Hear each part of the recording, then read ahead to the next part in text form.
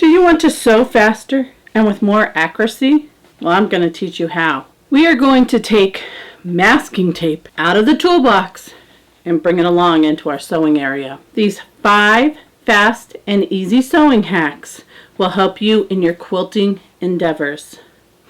Here are some of my tips and tricks for using masking tape to help you improve your sewing accuracy.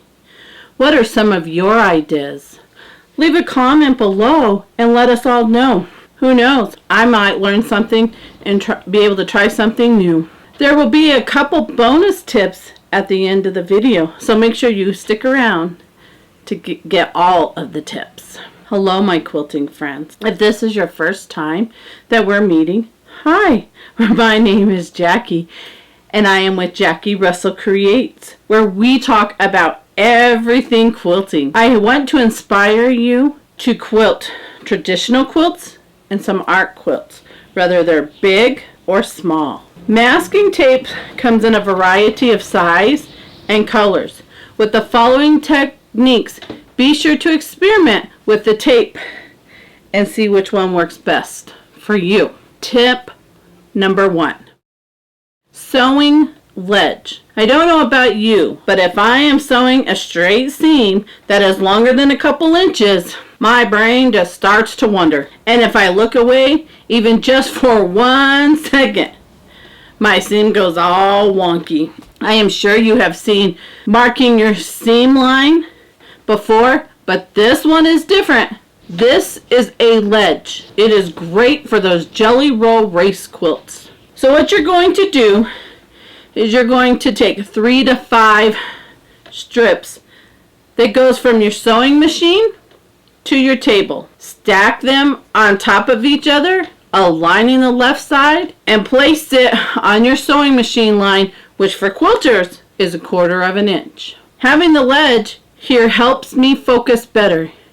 Easy to guide my fabric evenly along the ledge to get that straight seam. Tip number 2.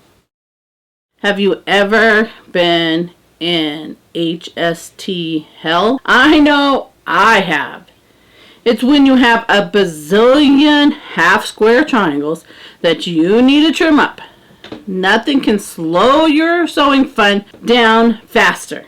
So take a ruler, flip it over. Now take some masking tape like we did in the previous tip and put it down the 45-degree mark. Trim off the corners, flip the ruler back over, and push your ruler up against the seam. It kind of locks it in. Trim your first corner, spin your block around, and trim the other corner. If your half square triangle needs to be smaller than your ruler, then just slide the ruler down the ledge. Tip number 3.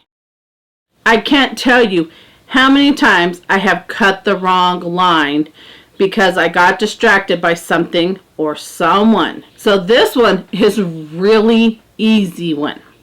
Just put a piece of tape along the line you are going to cut. Saves time and money. You just line up along that tape. Another cutting guide, sometimes when you are cutting, you have to align points with your block.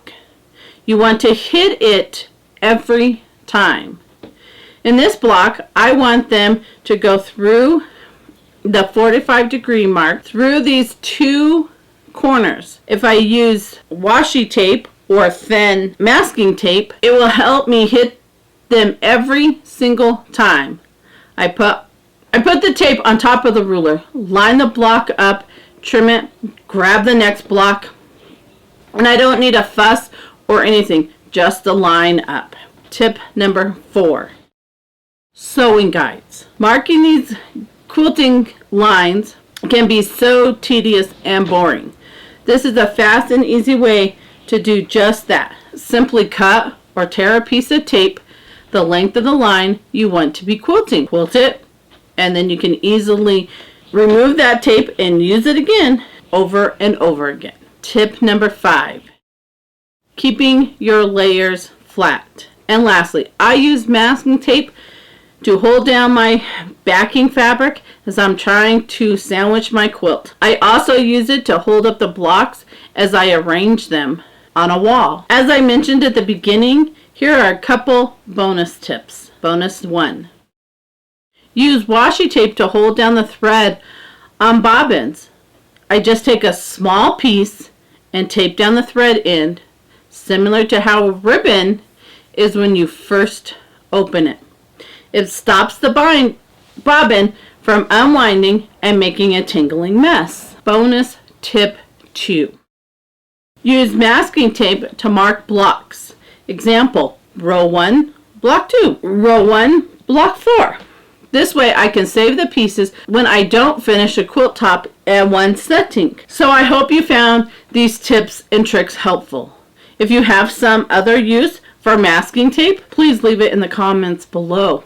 If you learned something from this video, please give it a thumbs up and share it with your family and friends that may find these tips helpful as well. If you are new and you feel like sticking around, hit the subscribe button and that notification bell so then you know the next time that I upload a video. I really do appreciate it. Until next time, happy quilting, my friends.